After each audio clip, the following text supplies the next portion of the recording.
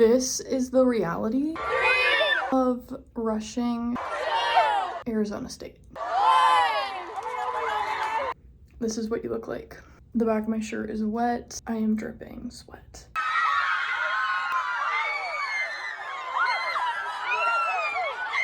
Hello everybody. Today we're gonna be exposing the real ASU recruitment. We're not exposing, but we're just gonna talk about our experience. We had no clue what to expect going in. There's like always TikToks of like, do this and you don't do this, and say this and you can't say this. We're here to tell you all the truth. Everybody goes and watches a video that each sorority makes, kind of describing a little bit about their philanthropy, a little bit about their sisterhood. After you watch every single one with like a giant group of girls, you go on the companion app and you rank. I think you just put your bottom three. Bottom three, you're not necessarily dropping them because you could still get them back. It's just like your preferences, it's lower on your preference. You start out with 12 and then you'll get 9 back for philanthropy, and they're dropping you based on your application, your slide, grades. So that's what the rumor is. The rumor is that once the PNMs submit their bottom 3, the houses go through and they look at your All About Me slide. That was like the rumor, is that it's all about your slide, and they literally just look at the slide and they're like, no, yes. We didn't know that the slide was gonna be that important. Well, I just thought that you went to every house for one round at least, because you don't have a chance to talk to them. They don't know your personality. It's just a slide. Any social media also has a big role, I think. Before I even signed up for registration, I had a few houses follow me and presidents follow me, and just girls in the sororities follow me, because that's all they're doing is going through finding who's coming, and they're wanting girls to rush. Yeah. So your social media's got to be like, you want it to be a good image of yourself. The first round, you watch those videos, you submit your bottom 3. It's like a mutual drop. So if like those same 3 also dropped you, then you want to go to any of those. But say you have 3 that you put as your lower preference and only 2 of those dropped you, and so you have to go back to a house you put as bottom preference. Also, video round, very casual. You don't actually see anyone. You strictly just watch videos back to back to back. Hello everybody, it is day 2 of philanthropy round, and this is what I'm wearing. I'm so excited. I have 5 houses back to back to back to back, and my top 3 are in this lineup today, so kind of nervous, but I know I'm gonna kill it and it's gonna be so good.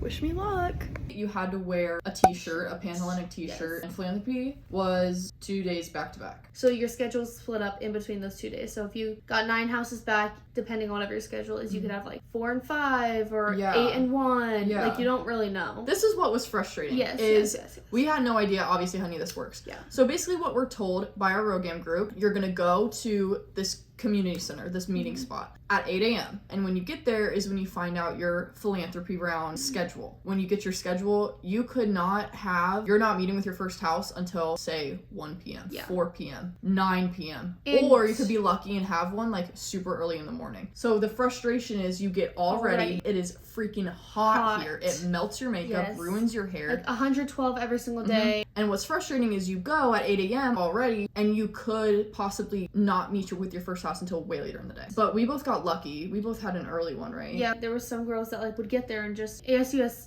campuses, like they have the West Campus, the downtown. Right. So those people would have to commute, get there at 8 a.m. and then be told like, hey, they just have to sit there all day. Yeah, you don't have anything till 5. Okay, so philanthropy round was 30 minutes. 30 minutes. There's usually a presentation, so you're not like talking for 30 minutes straight. I was definitely shocked when I got in line for my first house and I hear the chanting and the clapping and the screaming, because I didn't think they did that at ASU. I just thought that was like a movie thing. No. They do it here. They carry on those traditions. It's definitely a thing. So be ready for that. It's very overstimulating at first. The recruiter that you're talking to, they got to talk loud. You got to talk loud. You get used to it after all the rounds. At some of the sororities, it was people that had similar interests as you based on your application, but some I think was just randomized, or I don't know how they really do it.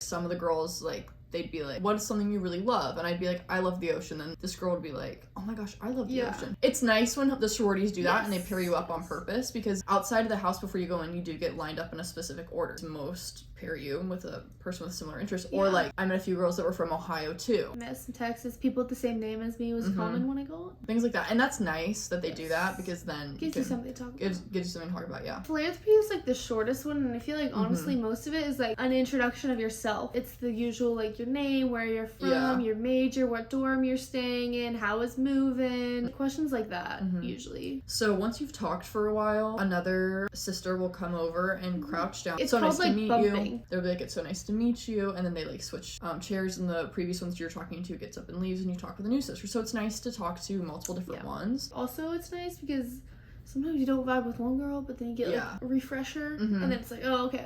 Yeah, so they play videos about their philanthropy and just kind of explain it. And there's no like deep questions at all. It's very surface level.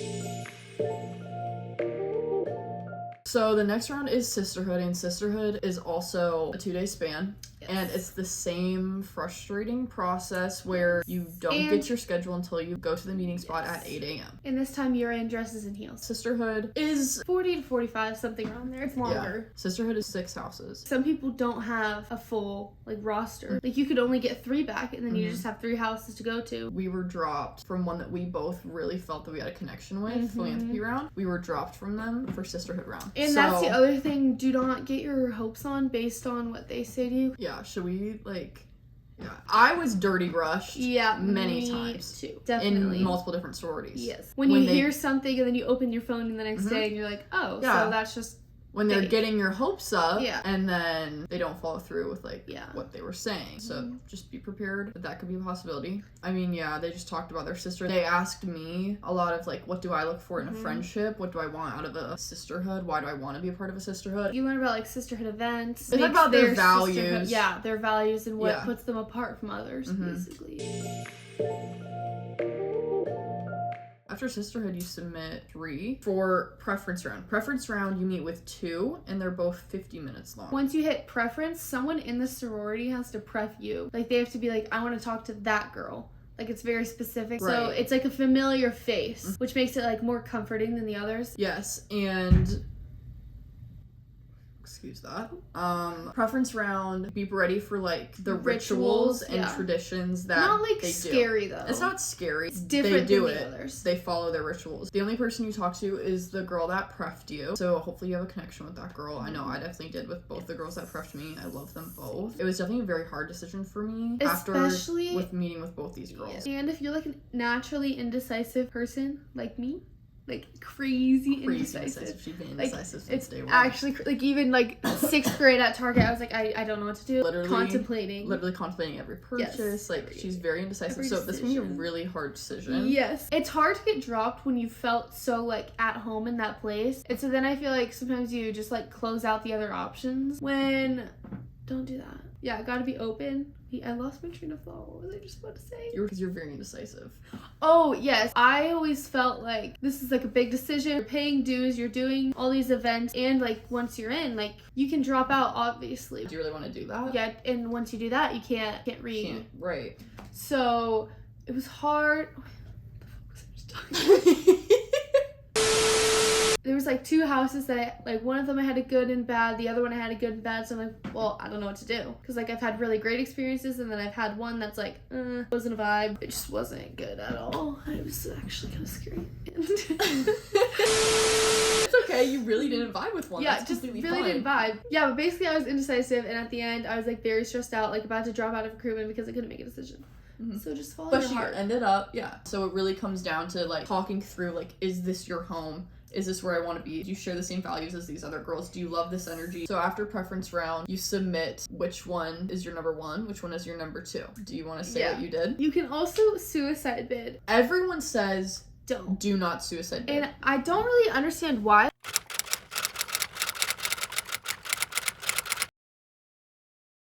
Suicide bidding, instead of picking a 1 and a 2, you're just 1 or nothing. Yeah, which at my pref, I vibed with 1 and just didn't with the other. Like I knew it just wasn't me. So I was like, I don't want to not get my top bid and then be stuck with something that I don't like. It worked in my favor. All I'm saying is that if you have a gut feeling, just do what you want. So but then bid day came. You don't run home from like a crazy location. It's right in the GLV. Bid day was great. On my bid day, it was so fun. We like took party buses to the secret like castle location. Super cute, super fun, many activities. Then we go back. How was your bid day? It was great. Went to like a wedding venue situation. They had like bounce house, cute decor. Got to meet new people. Yeah. Just all around good time. Bid day. Very good time, yeah.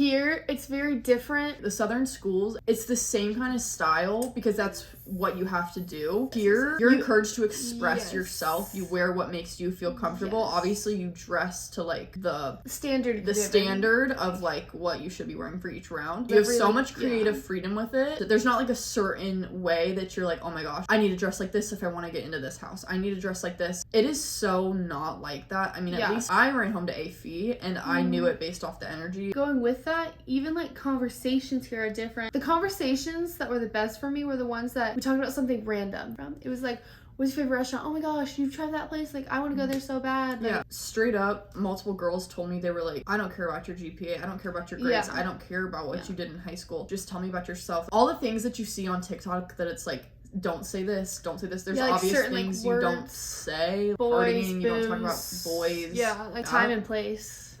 Time and place. And you did it at my birthday dinner. Don't do any of that crap. Basically, what we're trying to say is that it is not as scary. Okay, I think we should talk about juicy stuff. So my first topic is, I'm obviously not going to name who, but there are TikTokers that are well known in multiple different sororities here. I talked to one of them. It was a great experience. She didn't come off as a bitch. She was very kind, very well spoken. If you're a TikToker, there's obviously going to be so many rumors about you. The rumors were that she was scary, that she's not like a girl's girl. She's not nice. Standoffish, kind of. Yeah, but I just didn't have that experience at all. I had a great experience talking to her. Which also brings me into, go into everything with an open mind. Like, don't let others' opinions get in your head. I feel like that's when you start like questioning when you're like, oh, she had this experience, but I had this experience. Well, you're two different people. You can have two different opinions. Right. You get fed information, rumors. Things from like 6 years ago that happened. Yik yak. There's Yik yak is crazy here. Don't let it like flood your mind. Oh my gosh, so many rankings here. This is like one of my number one things that I talk to, especially during pref round, is I was like, because my best friend's Maddie, we both had these conversations with sisters, and because it was crazy, but signs that we should like go our own separate ways. But also, if you know anything about our story, we've gone separate ways in the past, and we came back together. We are unstoppable. But basically, we just didn't know because we knew that we were gonna head down different sorority paths. Here, it's like, it's very communal. The girls told me how, because you can live in those houses, the girls told me how like, no, like my best friend is in a different sorority and she comes over and she does like our sisterhood events with us. Everybody's just so welcoming. Once I heard that kind of stuff, I was like, okay, now I have no fear about being separate from Maddie. We can each be in our own houses. And honestly, like, I enjoy it better. Double the events. Double the opportunity. Yeah, we can bring each other to our formals as dates. Yeah. Like, so fun. Like, just the other night, a frat invited only 2 sororities about an event that they were doing, and I brought Maddie with me. They want girls. They don't care. And also, what they do here is they split it up. Here, it's like on the weekends. So you'll have like open house and philo round on one weekend. The next weekend, you'll have sisterhood, pref, and bid day. So you have like a week in between of a And that week in between is dry week. No alcohol. Do not be seen at a bar. Oh my gosh, I heard a story. Look. This girl was out at a bar, was taking shots with these girls that are in a sorority, and she was rushing them and wanted to be a part of their sorority, and she wondered why she got dropped the next round. Girl. No frats are throwing. You're not missing out on anything. No frats are throwing. Once bid day hits, it's wet week, and you're good to go. All the frats are throwing. You're fine. All the frats are throwing. I think that's it. That is all our knowledge on recruitment. That's how ASU recruitment went for us. I guess if you have any more questions, just ask them in the comments. Will respond to you. Overall, great process. Don't be nervous. Yeah. If you plan on rushing, I hope you find your forever home. Maybe you'll be an AFE or a DG, and we can be sisters. All right, that's it. Bye. I love you guys. I miss the old Kanye, straight from the gold Kanye. Chop up the soul Kanye, set on his goals Kanye. I hate the new Kanye, the bad mood Kanye.